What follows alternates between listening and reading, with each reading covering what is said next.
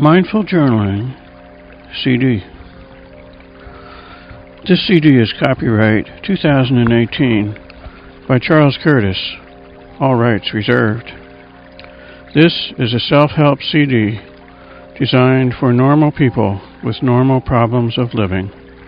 If you are experiencing overwhelming feelings or thoughts, consult a licensed medical or mental health practitioner. Let me introduce myself. I'm a board-certified hypnotist, affiliated with the National Guild of Hypnotists, and a certified instructor for the National Federation of NLP.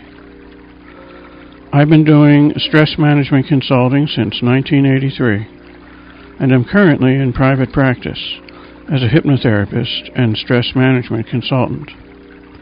I have a general hypnotherapy practice in Reading, Pennsylvania, and also see clients at a group counseling practice in Bethlehem, Pennsylvania, that specializes in pain management, sexual issues, and trauma. Over the years I have been doing this, I have been doing a deep dive into all of the specialized knowledge available about the mind-body interface. I have gotten so good at helping clients reduce stress and achieve greater peace of mind that I have been asked to run trainings in this information for other professionals. And so, since 2005, I have been offering a 48-week class to medical and mental health professionals and other interested persons in basic and advanced hypnotherapy, NLP, that's neuro-linguistic programming, and stress management consulting. You can find out more information about me on the website 4dcounseling.com. That's the digit 4, the letter D, and the word counseling, followed by .com, where my training and experience are listed on the providers page. I have been doing meditation on a daily basis since the 1970s. When I learned meditation while stressing out in graduate school in chemistry, then dropped out of school to spend 2 years in an ashram, I ended up meditating an hour in the morning and an hour in the evening every day for all the years since then. This daily meditation practice has been a rock of Gibraltar for me, which has caused my life to be much more peaceful and healthy than it would have been otherwise. Because of the very high stress level in our culture, I have been very happy about the explosion of interest in mindfulness meditation in the general population in the last couple of years.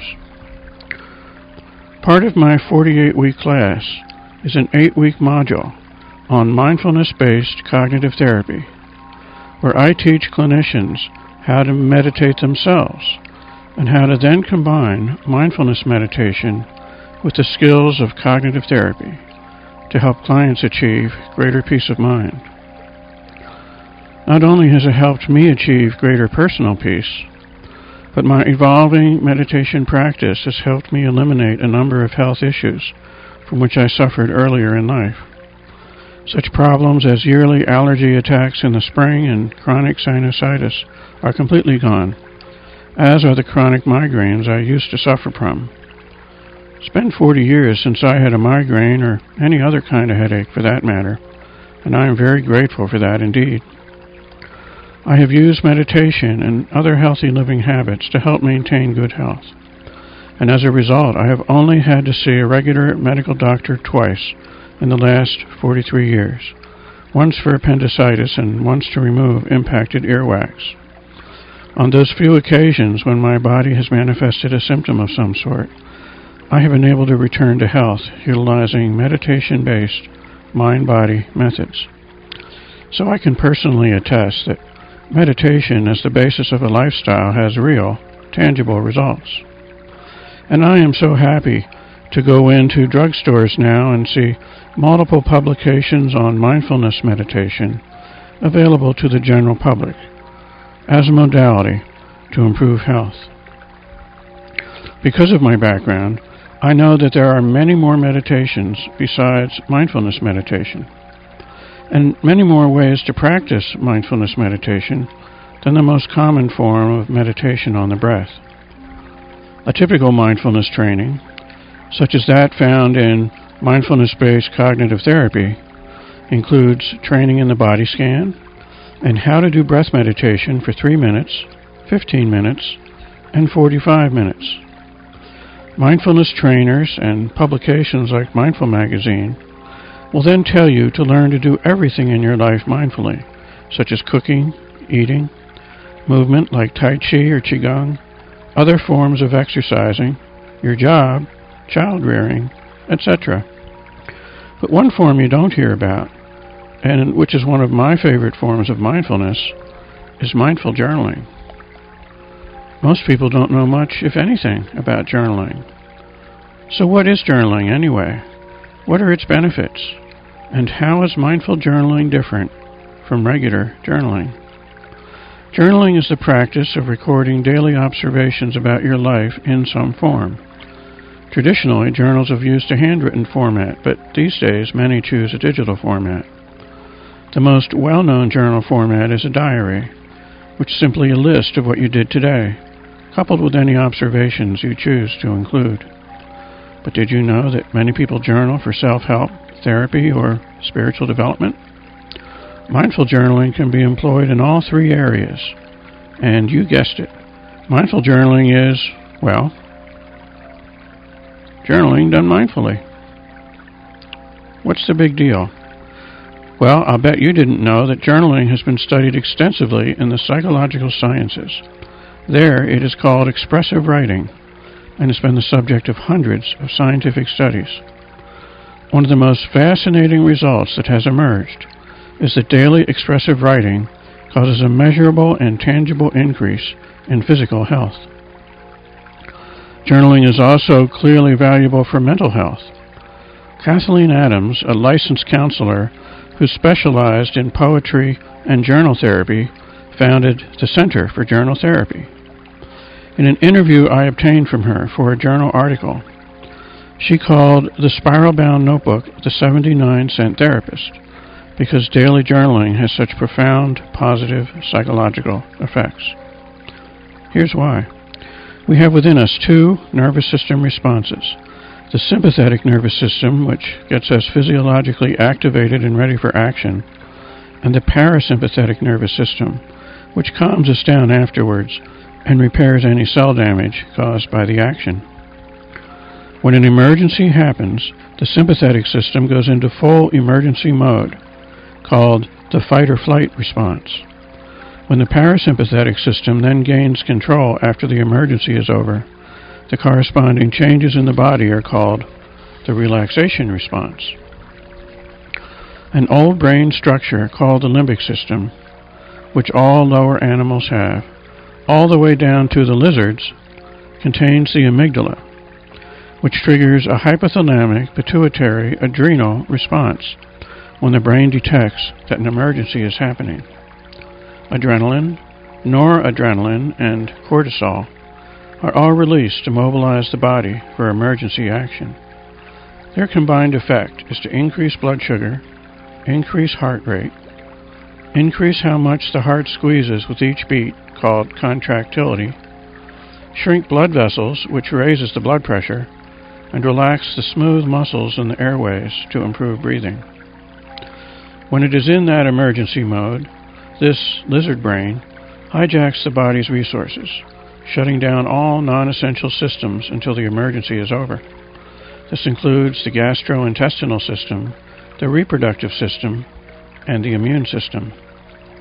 If we keep getting triggered into emergency mode, as happens with people who live with chronic stress, all of these systems can get out of balance. A frequent outcome of this out-of-balance condition is that we can develop a chronic illness. Since we all break at our genetic weak points, different people will develop different illnesses in response to the same stress. And if you're already sick, any illness that you already have is frequently made worse by stress. For example, Herbert Benson, MD, a Harvard cardiologist and researcher, estimates that the vast majority of illnesses we experience are due to unhandled stress. including heart disease, high blood pressure, anxiety and depression, insomnia, back and other pains, headaches, phobias, infertility, menopausal symptoms, nausea, migraines, rheumatoid arthritis, angina pectoris, other heart disorders, and many more. He has developed ways to induce the relaxation response that cause these illnesses to roll back and often disappear. And he cites recent genetic research that shows that stress changes how your genes express in your body, with relaxation training causing the genetic conditions that favor cancer to change into the genetic conditions that favor recovery from the cancer. And you don't have to develop a major illness for stress to be affecting your health. For example, in the short term, someone under stress often doesn't feel like eating. And if the stress is continuous over time, can develop gastrointestinal problems such as indigestion, constipation, diarrhea.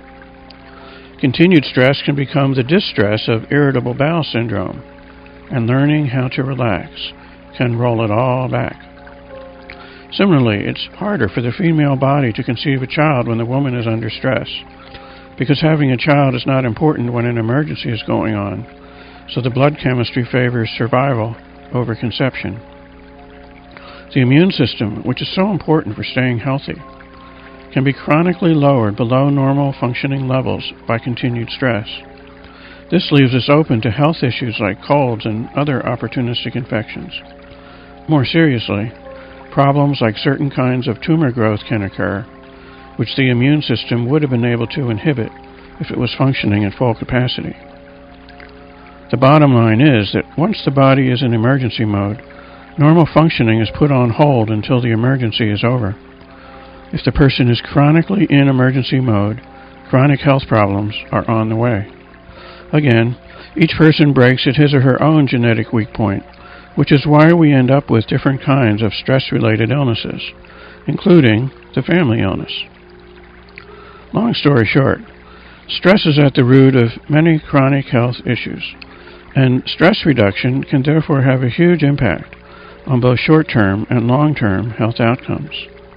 If the stress is sufficiently relieved, the disease can be rolled back, often into complete remission. There are a number of stress-relieving protocols becoming popular because of this, the most recent being the increasing public interest in mindfulness meditation. But it's still a secret that daily journaling is one of the best ways to improve your health. And combined with meditation, journaling can become a spiritual practice that can not only improve health, but actually open the door to spiritual experiences. One psychology researcher, James Pennebaker, Ph.D., did seminal studies in this area that showed that as little as 4 daily 15-minute episodes of cathartic journaling, called expressive writing in the scientific context, because it is focused on expressing the emotions suppressed during traumatic experiences, produces health benefits that are still measurable 6 months later, including a statistically significant lowering of the number of doctor visits. This sounds pretty amazing, but is not a fluke, as Pennebaker's results attracted a great deal of interest and have now been replicated over 300 times in healthy persons as well as targeted patient populations, such as patients with cardiac issues and clinical depression.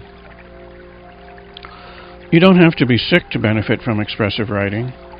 This form of cathartic journaling has another benefit, and that is, once you have cleared the noise out of your head, not only is your body on its way to better health, but you begin to move upwards in mood. As you begin to feel better in this way, solutions to your problems spontaneously come into mind, causing a feeling of moving into a very good feeling, altered state. It feels as if you have now gained access to a wiser part of yourself. Many people feel as if they have contacted a higher power. Personally, I have done this kind of journaling thousands of times. I often do it several times in a day if it's a busy day and there are many things on my mind. I have never seen it fail, and in fact have come to rely on the phenomenon that within 15 minutes I can typically find a solution to any problem beginning to emerge into my awareness. Of course, if you are grappling with an enormous issue, such as the unexpected breakup of a significant relationship, it's going to take more than 15 minutes to work your way through it, but you can still peel off the top layer of noise. As this happens, you begin to move upwards out of negative emotion, begin to get an inner sense that there is actually a light at the end of the tunnel, and begin to access your inner wisdom as to what to do next. The bottom line is, if you're ruminating, that is, still rolling an issue over in your mind, you haven't processed the situation yet, and expressive journaling can be of help. It will not only help you feel better emotionally, but you will then get a feeling of relief as you shift from problem consciousness into solution consciousness. So, why does this form of journaling have such a profound effect on your health? It's because the fight-or-flight response is biologically designed to protect you from the saber-toothed tiger. So it's hardwired to fire off a giant burst of adrenaline and other stimulating hormones meant to help you survive a life-threatening emergency. But if that emergency is never over, because you keep ruminating about it in your mind, these emergency hormones keep on squirting into your bloodstream, and your body never gets a chance to relax and repair the damage caused by being in a constant state of emergency mode. The usual outcome if this stress is not relieved is a chronic illness like heart disease, and if it stays strong enough for long enough, an acute illness like a heart attack.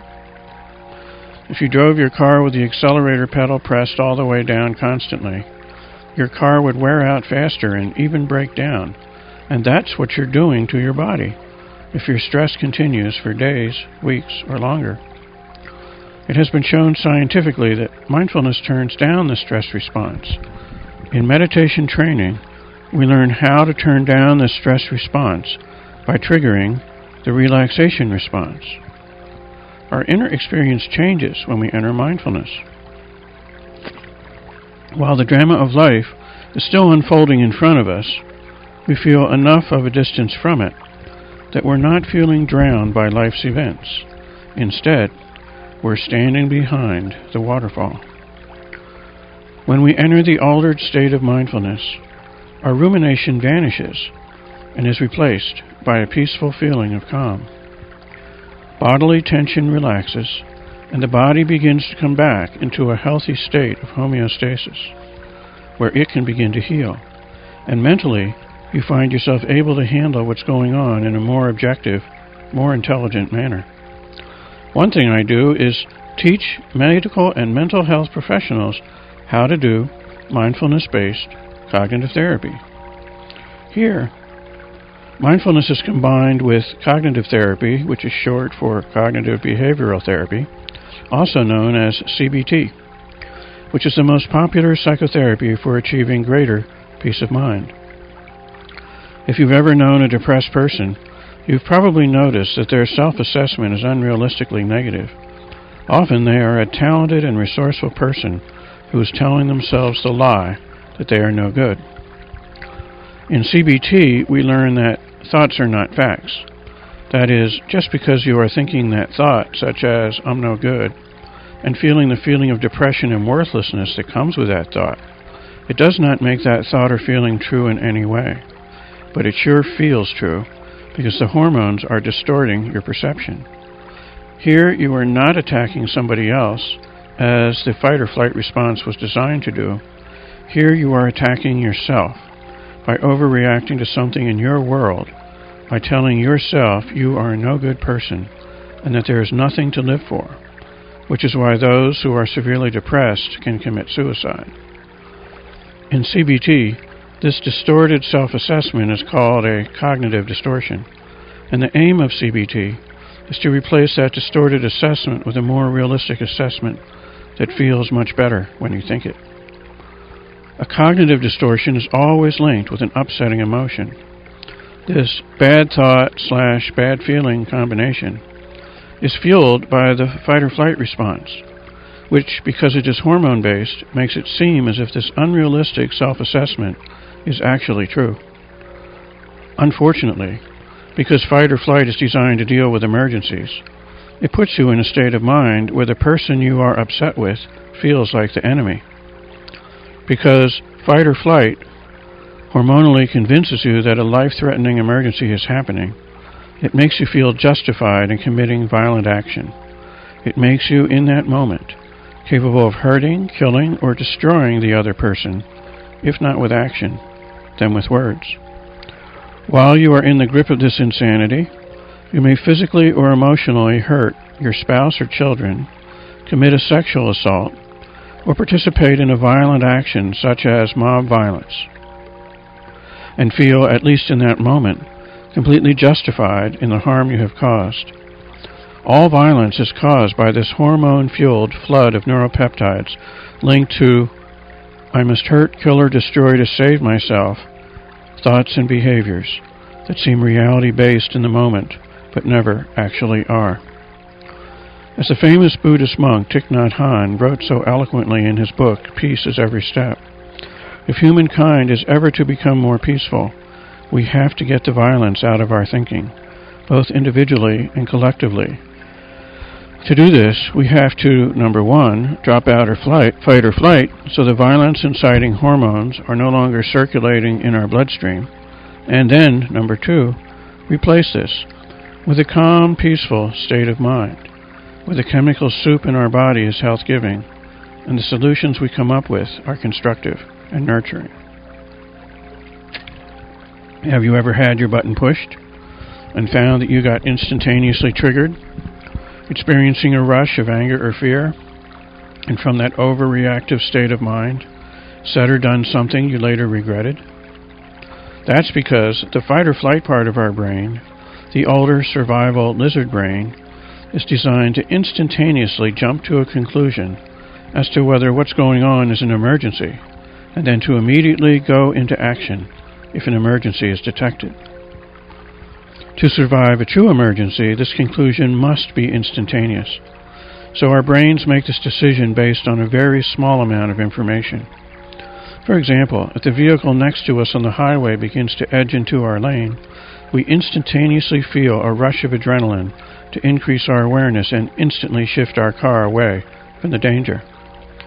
Because the information available during this constant decision-making process is small, we often jump to conclusions and make a mistake. This is why, when we're upset, and therefore in fight or flight, we often prematurely judge the situation as an emergency when in fact it is not. When we do this, we take action that is not reality-based, but instead fueled by the blinders of this part of our brain, so our action makes the problem worse. When we say, "I overreacted," that's exactly what we just did. When someone is known to have an attitude, that means they habitually overreact, causing them to habitually do something inappropriate when something happens. This is caused by deep subconscious programming, usually related to traumas that happened while the child was growing up, when the subconscious mind responded to these perceived threats by generating emergency behaviors that helped the child survive, but are no longer appropriate as an adult. This hardwired overreaction is the cause of all domestic violence and all fighting against others in any way, including mob violence and retaliatory legal action. And this is why nations go to war. As large groups of people go into the fight or flight response together and justify crossing a geographical boundary and killing everyone on the other side of it. This is insane. Fight or flight turns us into crazy persons in a fraction of a second. It is therefore important for our survival as a species that we learn how to get the noise out of our heads. This is done on an individual basis as we each learn how to perform this essential form of self-care. Mindfulness will get the noise out of your head. Cathartic journaling will get the noise out of your head. Both together are synergistic and get the noise out of your head in a deeper, better, faster way. That's what we're doing here. You can start off feeling absolutely horrible, and 15 minutes later, find yourself feeling so much better, even blissful. Neurologically, Your left brain is in charge of words and logic. The right brain is in charge of feelings and sensations and holistic perceptions. When the right and left brains are not communicating well, your conscious and subconscious minds are out of sync, and an out-of-balance condition with pent-up stress results. The unconscious mind is below the surface of all of this, running all of the bodily systems and maintaining our health and well-being. When the conscious and subconscious are not getting along, the unconscious mind is forced out of balance by the presence of stress hormones, creating ill health and nervous tension, and a feeling of stress. In other words, stress is the experience of a clogging up of the right brain, that is, an accumulation of unexpressed emotion, resulting in a feeling of pent-up negative emotion. As an antidote, when the left brain gives a name to the right brain's experience, there is an immediate feeling of relief, of connection, of your world going right, as the two brain hemispheres start working together to help you move from problem to solution consciousness. And once your conscious and subconscious minds are back in harmony, the physiological tension is relieved as the body shifts back into the relaxation response. Now, the unconscious mind can move back into homeostatic balance and once again recreate your natural good health and well-being. That's what mindful journaling is all about. Mindfully giving a name to your experience in a way that brings peace and greater health at both the physical and mental levels. Just as a note, some teachers of law of attraction caution against expressing negative thoughts so as not to increase their power in your life. Their concern is legitimate, as if we find ourselves flailing at life, lashing out with our words in an expression of hopelessness and helplessness, our words can come back to us with an increased force, especially if we are talking to someone who also shares this negative view of life. What we are doing here with mindful journaling is the opposite of that.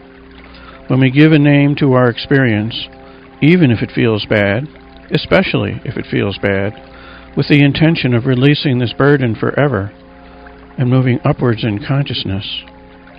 In the process, elevating our mood and finding ourselves in touch with inner resources we didn't even know we had, the result is positive, healing, and life-giving.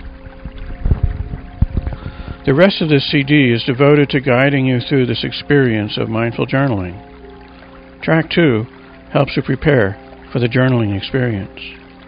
Track 3 is a guided mindfulness meditation for mindful journaling, which guides you through getting the noise out of your head and, in the process, moving you upwards in mood from problem to solution consciousness. And Track 4 is a guided mindfulness meditation for pure mindfulness meditation, for moving deep into the relaxation response, where your body begins to repair tissue damage, rejuvenate its health, and optimize the functioning of all bodily systems. Track 4 then ends with a celebration of life, as experienced through the lens of mindfulness, a peaceful contemplation of the endless resources to be found in the experience of the present moment.